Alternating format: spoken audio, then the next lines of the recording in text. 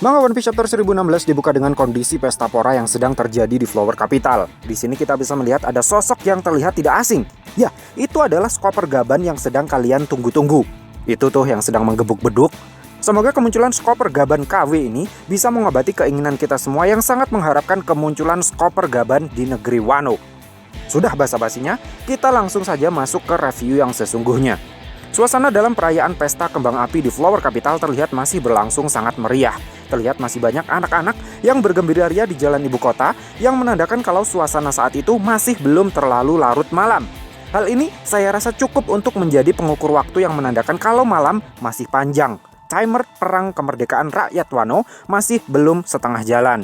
Perkiraan ini diperkuat dengan diperlihatkannya posisi bulan purnama yang masih berada di tengah langit Wano.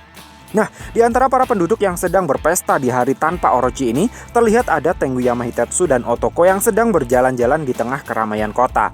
Di depan Hitetsu dan Otoko tampak ada semacam perapian raksasa untuk membakar ogoh-ogoh yang sedang menyala-nyala. Dan di depannya lagi, tampak kastil Shogun Wano yang menjulang tinggi yang ditandai dengan adanya batang pohon yang super besar yang melengkung di atasnya. Dilihat dari posisi mereka saat ini bisa dipastikan kalau Hitetsu dan Otoko saat ini sedang berada di pusat kota Flower Capital, di wilayah yang sangat dekat dengan kastil Shogun Wano. Wilayah ini adalah zona paling rawan yang masuk dalam radius titik pusat pendaratan Pulau Onigashima yang sedang diterbangkan oleh Kaido. Jika nanti Pulau Onigashima benar-benar landing di sana, maka Hitetsu, Otoko, dan semua orang yang ada di tempat itu akan langsung terkubur hidup-hidup. Oleh karena itu, saya jadi semakin yakin kalau pendaratan Pulau Onigashima di tengah-tengah Flower Capital nanti tidak akan berjalan mulus. Di mana salah satu penyebab tidak suksesnya pendaratan Pulau Onigashima nanti adalah Tenguyama Hitetsu. Coba kalian lihat, di sini tidak tampak ada sepasang sayap besar yang sejak awal kemunculannya selalu ada di punggung Hitetsu, bukan? Hal itu menurut saya bisa berarti dua hal. Pertama, sayap Hitetsu hanyalah aksesoris yang bisa dipasang dan dilepas kapan saja. Kedua, Hitetsu adalah seorang DF user Zoan, jenis burung, yang bisa menumbuhkan sayap di punggungnya kapan saja, di mana saja. Dan jika dicermati lebih teliti lagi, di sini Hitetsu juga tampak mengenakan sendal jepit biasa, bukan sandal Tengu Geta yang haknya super tinggi seperti yang selalu dia kenakan sebelumnya. Hitetsu juga tampak tidak membawa katana di pinggangnya. Jadi mungkin alasan kenapa sebelumnya dia selalu diperlihatkan memiliki sayap, memakai sandal Tengu Geta, dan membawa sebilah katana adalah karena dia dalam posisi formal dan waspada. Sementara jika dalam posisi santai seperti ini, outfitnya akan tampak seperti yang bisa kita lihat di chapter 1016 ini. Hitetsu baru akan memunculkan kembali sayapnya dan memakai sandal Tengu Getanya kembali ketika dia sedang waspada, seperti layaknya seorang DF user yang akan mengaktifkan kekuatan DF-nya ketika siap untuk bertarung. Sehingga menurut saya, besar kemungkinannya kalau Hitetsu memang adalah seorang DF user. Dan buah iblis yang dimakannya pun tidak main-main, buah iblis Mythical Zoan model Tengu. Saya curiga kemunculan Hitetsu di Flower Capital ini sengaja dipersiapkan oleh Eiichiro Oda agar nanti dia bisa menjadi salah satu penyelamat dalam tragedi pendaratan Pulau Onigashima. Saya bilang salah satu penyelamat, karena saya yakin hanya satu orang saja tidak akan cukup untuk bisa menyelamatkan seluruh penduduk Flower Capital dari kejatuhan Pulau Onigashima. Nah, di sini Hitetsu bilang kalau festival api adalah sarana untuk menghormati para pendahulu mereka yang sudah tiada. Para penduduk Wano percaya dengan membuat api unggun yang sangat besar, leluhur mereka di surga akan bisa melihat mereka. Otoko kemudian bertanya kepada Hitetsu, apakah ayahnya juga akan bisa melihatnya dari surga? Hitetsu menjawab, tentu, karena langitnya sangat cerah. Nah, tahukah kalian, meskipun Otoko selalu bilang kalau Yasuie adalah ayahnya, tetapi sebenarnya dia bukanlah anak kandung dari Yasuie. Pada kolom SBS volume 99 dijelaskan bahwa dahulu kala Yasuie memang pernah menikah, namun dia tidak dikaruniai seorang anak pun hingga istrinya meninggal. Kemudian setelah kalah dari Kaido, Yasuie yang berhasil selamat dari kematian berkelana sendirian dan menemukan seorang bayi di kota Ebisu. Bayi itulah Otoko. Otoko sendiri sampai saat ini masih belum tahu kalau Yasuie bukanlah ayah kandungnya.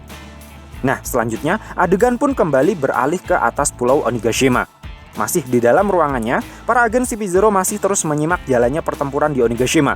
Salah satu agen CP0 heran, kenapa para samurai masih belum kehilangan semangat bertempur mereka meskipun mereka semua sudah tahu kalau Luffy sudah kalah. Menariknya lagi, para waiters dan pleasurers yang ada di area panggung utama secara tidak disangka-sangka justru saat ini berpindah memihak pasukan aliansi. Hal ini kemudian membuat komposisi pertempuran berubah menjadi 20.000 pasukan di pihak Kaido versus 7.000 pasukan di pihak aliansi. Di sini, si agen CP0 dengan jelas bilang hanya Whiters dan Pleasureus yang ada di area panggung utama saja yang berpindah memihak pasukan aliansi. Hal itu terjadi karena hanya Whiters dan Pleasureus yang ada di area panggung utama saja yang secara langsung mendengar perkataan Queen yang menyebutkan kalau para Whiters dan Pleasureus adalah para sampah yang tidak berguna. Jadi, tidak semua Whiters dan Pleasureus yang ada di Onigashima berbalik melawan Kaido, setidaknya sampai saat ini. Para Whiters dan Pleasureus yang ada di luar panggung utama, yang jumlahnya masih 20 ribuan itu, masih berada di pihak Kaido.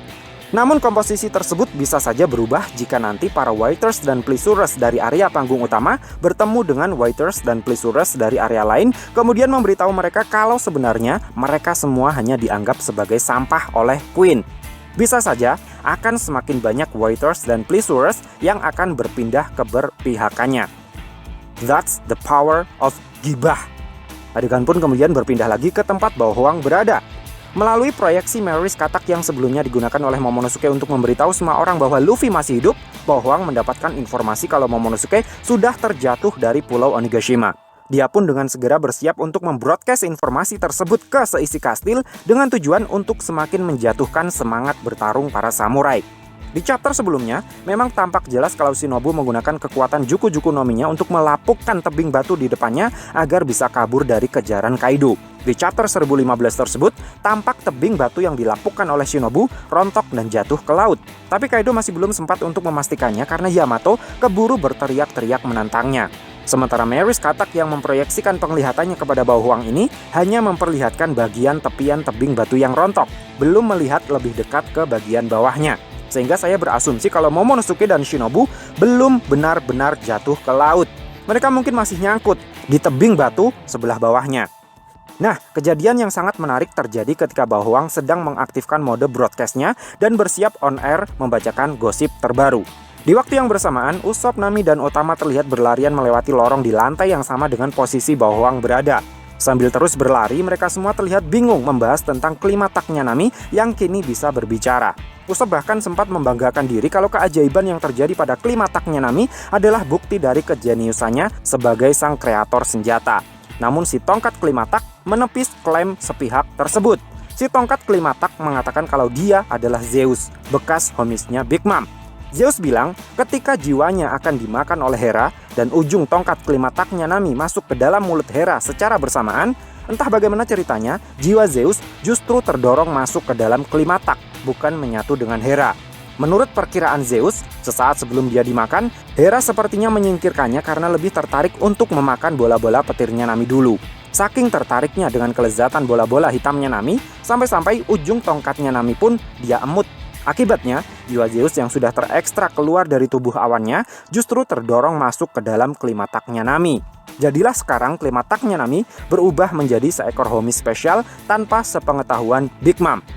Dan karena Big Mom tidak tahu, maka Zeus akan terjebak di dalam klimataknya Nami selamanya. Karena hanya Big Mom saja yang bisa mengekstrak dan memindahkan jiwanya ke wadah yang lainnya lagi. Nah, di saat mereka sedang ribut-ribut inilah, si Gifter berkepala kuda yang sedang menemani Baohwang melihatnya. Dia pun memotong siaran langsung Baohwang yang tinggal saancrit lagi bilang kalau Momonosuke sudah jatuh ke laut. Dan memberitahunya kalau di belakang mereka ada anggota topi jerami. Baohwang dan si Gifters kuda memang tidak sempat saling adu koplok dengan Nami dan Usopp karena ulti yang masih berhasil bangkit setelah sebelumnya terkena Master Cannon-nya Big Mom sudah keburu datang mengoplok Usopp dari belakang dan menangkap Otama. Namun, Baohwang melakukan sebuah kesalahan yang sangat fatal. Dia lupa mematikan mode broadcast-nya ketika mengomentari pertarungan ulti versus Nami dan Usopp. Setelah sebelumnya beberapa kali terkena sambaran geledek, kondisi pakaian ulti terlihat sudah compang-camping. Untungnya ini adalah manga One Piece, bukan Fairy Tail. Jadi hanya bagian rok mininya saja yang robek-robek. Kalau Fairy Tail, pasti sudah lebih banyak lagi bagian yang sobek-sobek. Dan saya sangat suka sekali dengan hal itu. Tapi di sini, saya tidak ingin mengomentari masalah itu. Saya akan lebih berfokus pada adegan pertarungannya saja, bukan fan service-nya. Nah, melihat ulti begitu gregetan kepada Otama yang sedang dia cekik dengan tangan kanannya, Nami kembali tersulut emosinya. Dia pun mengayunkan Zeus yang secara ajaib memanjangkan diri dengan ujung yang besar dan bergerigi seperti gada besinya Kaido. Ayunan tongkatnya Nami ini tepat mengenai kepala ulti sebelah kiri, namun sama sekali tidak berhasil membuatnya goyah sedikit pun. Zeus kemudian menyuruh Nami untuk menyerang ulti menggunakan sambaran petir, karena menurutnya kulit ulti memang sangatlah keras. Tetapi organ dalamnya sudah cedera parah akibat sebelumnya terkena Master Cannonnya Big Mom. Di saat itulah Usopp dengan the best timingnya menembakkan pop greennya dan tepat mengenai dada ulti. Biji pohon monsternya itu pun dengan cepat tumbuh membesar, membuat ulti kaget dan melepaskan cengkeraman tangannya di leher utama. Tanpa menyia-nyiakan kesempatan tersebut, Nami langsung mengeluarkan awan petir dari tongkatnya, yang mana yang muncul kali ini adalah si awan Zeus. Namun karena saat ini jiwa Zeus sudah berasimilasi dengan klimataknya Nami, mantan homie spesialnya Big Mom itu pun meminta Nami agar memberinya nama baru. Nami kemudian memanggilnya dengan nama Wata, yang artinya kapas. Namun Zeus terlihat tidak suka dengan nama barunya itu. Dia pikir nama Zeus lebih keren. Jadinya Zeus tidak jadi mengganti namanya. Kemudian dengan menginfus awan Zeus dengan awan petir, Nami bisa menciptakan petir yang sangat kuat keluar dari tubuh Zeus dan mengarahkannya untuk menyambar ulti. Ulti berhasil menghindar, namun itu tidak berlangsung lama. Petir yang Nami lepaskan kali ini sepenuhnya berada di dalam kendali Zeus. Persis seperti yang pernah Big Mom melakukan saat menggunakan teknik God of Lightning Tenjin, petir yang ditembakkan Nami juga bisa berbelok seperti peluru kendali. Dengan kendali penuh dari Zeus, kini tidak akan ada lagi yang bisa menghindari serangan petirnya Nami, karena tugas Zeus adalah memastikan kalau sambaran petirnya wajib mengenai target. Ulti pun KO setelah terkena serangan telak dari kombinasinya Zeus dan Nami. Di saat itulah, Baohuang yang sebelumnya lupa mematikan mikrofonnya, shock melihat kejadian tersebut dan tanpa sadar langsung membroadcast berita kekalahan Ulti dan Pejuan ke seluruh Onigashima. Akibatnya, seluruh Onigashima jadi geger setelah tahu kalau 2 dari 6 Tobiropo sudah tumbang. Sebuah kondisi yang belum pernah terjadi sebelumnya. Dengan kekalahan Ulti dan Pejuan, serta membelotnya Dias Drake, Tobiropo yang tersisa kini tinggal 3 orang, yaitu Huishwu, Sasaki, dan Black Maria. Dan jika melihat kondisi wajah mereka yang sudah tidak mulus lagi di chapter ini, sepertinya tinggal tunggu giliran saja sampai satu persatu dari ketiganya bisa dikalahkan. Hal ini memberi dampak yang cukup signifikan terhadap mental para pejuang. Para anak buahnya Kaido mulai terlihat frustasi. Mereka mulai berpikir jangan-jangan kondisi sudah mulai berbalik. Thanks to Nami dan Usopp. Berkat mereka berdua, Baohuang tidak jadi menyiarkan kematian Momonosuke untuk menjatuhkan mental para pejuang, tetapi justru malah memberitahukan kekalahan 2 Tobiropo yang tidak hanya membuat semangat juang para samurai naik kembali, tetapi juga membuat semangat juang anak buah Kaido mulai menurun.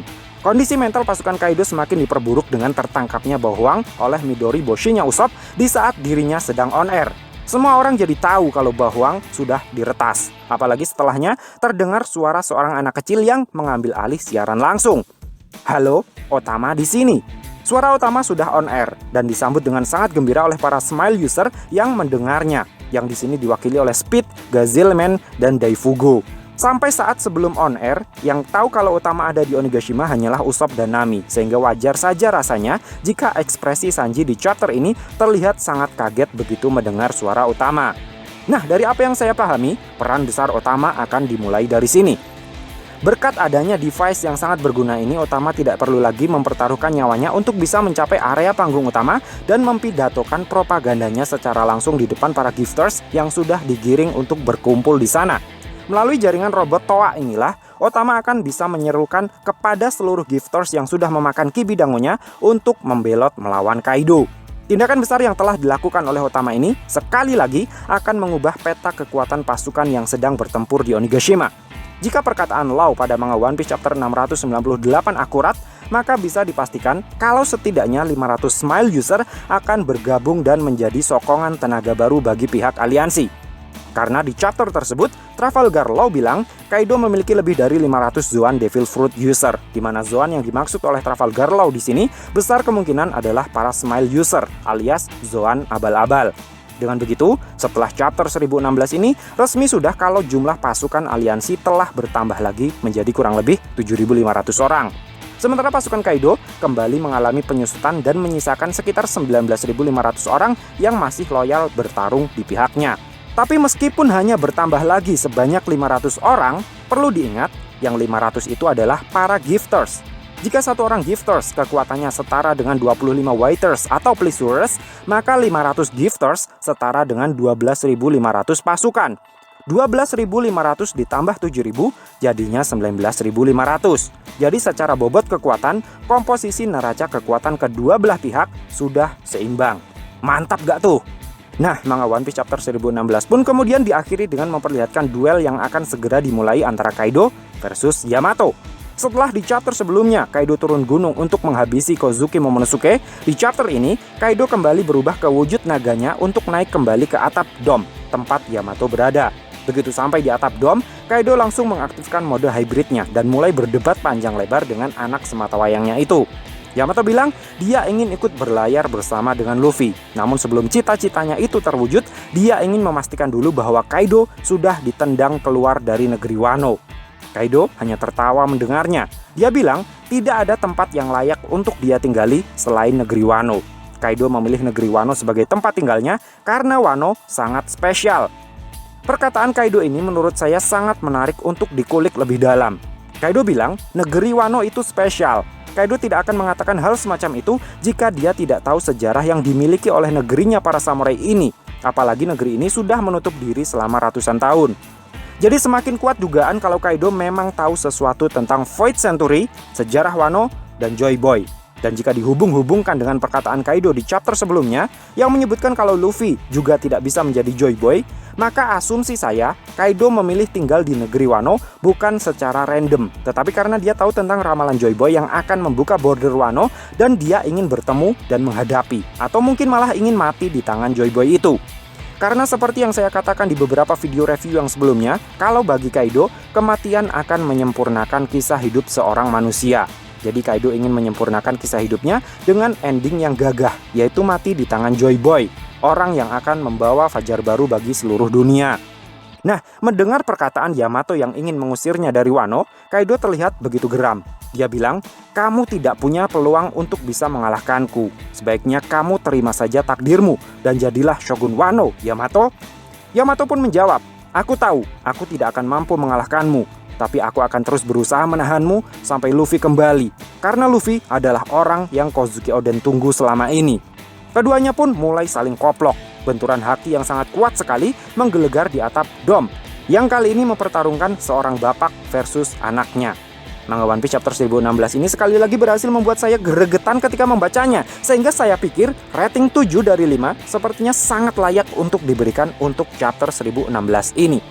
Sebagai penutup, dengan berat hati saya informasikan kalau minggu depan manga One Piece akan libur lagi.